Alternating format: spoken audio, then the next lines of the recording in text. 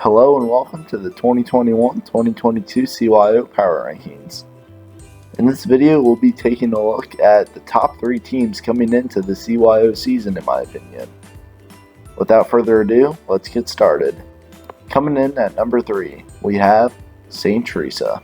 The reason I picked St. Teresa to be at the number 3 seed was based off their incredible performance last year. Although they don't have a confirmed roster this year, let's take a look at some of the guys from last year.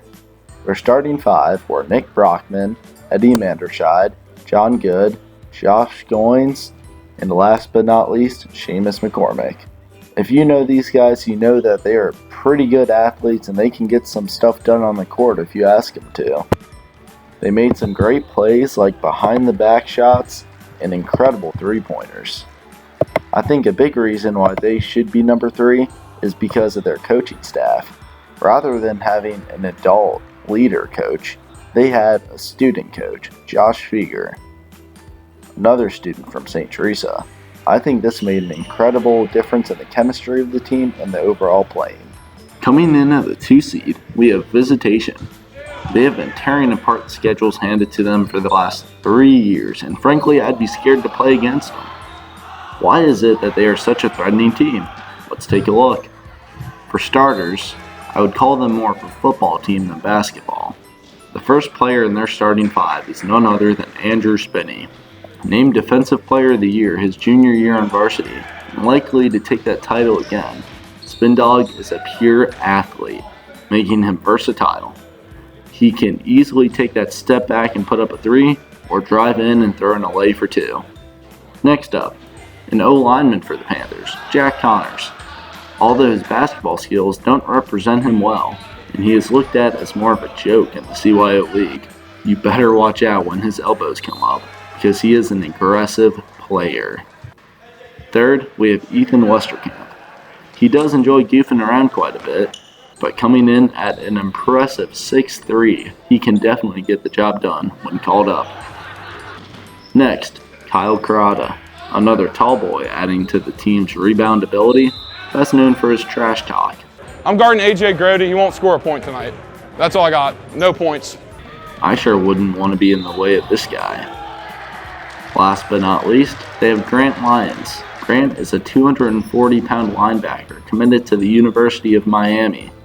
And like many of the Visitation team, he is a rather aggressive player. Just last year, a guy took a full charge from him and ended up breaking his wrist.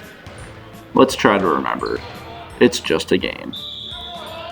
If this team wasn't already threatening enough, they sometimes take in a 6-man, Ben Hamilton, which as you can see, he can get players lost on the court.